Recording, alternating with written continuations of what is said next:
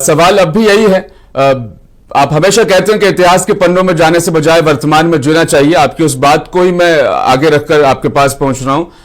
ये जो अब राहुल गांधी ने पूछ लिया है सरेंडर, अब बीजेपी ने भी कैलेंडर जारी कर दिया 1962 से लेकर अब तक के बीच का, लेकिन सीजफायर को लेकर अभी तक तो जवाब वो मिला ही नहीं है। तो ऐसे में सवाल पूछने का तरीका गलत था। क्या वाकई में पाकिस्तान को हेडलाइंस दे दी राहुल गांधी ने और सेना का अपमान कर दिया है?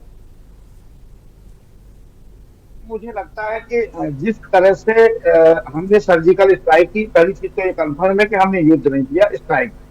हमारे जो पर्यटक थे उनको ऊपर हमला हुआ, उनकी जिस तरह निर्मम हत्या की, उसके बाद हमने केवल आतंकी ठिकानों को टारगेट करते हुए हमने सर्जिकल स्ट्राइक, पहली चीज। दूसरी बात मैं आपको बता दूं कि स्ट्राइक खत्म होने के बाद जो चीजें आई कि ऑपरेशन सिंदूर अभी बंद नहीं हुआ है, चालू है, उसके बाद से बयानबाजी शुरू हुई। बयानबाजी में सबसे पहला बयान, जहां तक मुझे याद है, अगर सेना के सम्मान के खिलाफ, सेना के अपमान के खिलाफ जितना सबसे ज्यादा गंदा अपमान अगर हो सकता है, वो अपमान भारतीय जनता पार्टी की तरफ से शुरू हुआ, जिसमें मध्य प्रदेश के मंत्री विजय शाह ने बयान दिया कर्नल सोफिया की ऊपर इशारा करते। दूसरा बयान वहां के डिप्टी सीएम का आया, मध्य प्रदेश के का। तीसरा बयान समाजवादी पार्टी के राज्यसभा सदस्य राष्ट्रीय महासचिव राम गोपाल यादव का आया। मुझे लगता है कि इसकी शुरुआत वहां से हुई। तीनों बयानों की तुलना अगर करेंगे, उसके बाद तमाम बयान आगे बढ़ने लगे।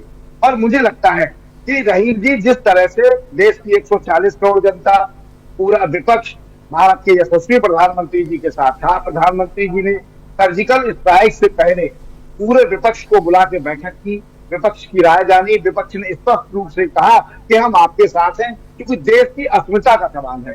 देश की अस्मिता पर पूरा विपक्ष इकट्ठा था। तो मुझे लगता है उसके बाद जो भी कदम उठाए गए, उसमें भी विपक्ष से पूछा जाना चाहिए था, क्योंकि विपक्ष आपके साथ है और आप देश के यशस्वी प्रधानमंत्री हैं, पूरे देश के आप नेता हैं और आप गार्जियन हैं।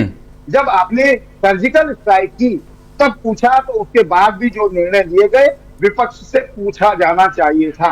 दूसरी बड़ी बात, अगर आपने ट्रंप के कहने, पहली चीज ये ख्याल लीजिए, दुनिया के जितने भी राष्ट्रपति हैं और प्रधानमंत्री है, उन सब में अगर एकमात्र कोई व्यक्ति है ट्रंप, जिनका 24 घंटे में 14 बार बयान बदलता है, 40 बार उनकी बातें बदलती हैं। ये ट्रंप की व्यक्तिगत पहचान है, चाहे जिस देश के प्रधानमंत्री राष्ट्रपति से तुलना कर लीजिए। तीसरी बड़ी बात कि ट्रंप ने जिस तरह से कहा, ट्वीट किया और बयान दिया, उसके बाद हमने ऑपरेशन सिंदूर को स्थगित किया, उससे एक चीज स्पष्ट हो गई, पूरी देश की जनता पढ़ी लिखी है रहीम जी, ऐसा कोई व्यक्ति नहीं है जो आपको ना आपकी बातों को नहीं समझता हो, राजनीति को ना समझता हो।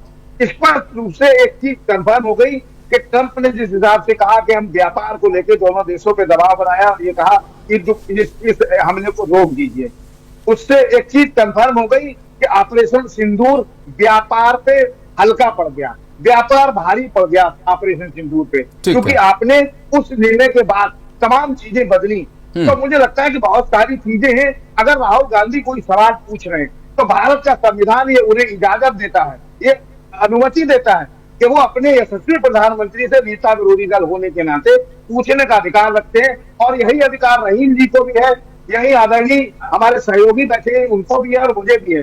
तो भारत के संविधान के हिसाब से और अगर कोई दिक्कत नहीं है, लेकिन मेहरा जी, सवाल अब ये भी है कि पिछले 20-25 दिनों से बात पूछी जा रही है ना, क्या अब तक जवाब मिला है विपक्ष को?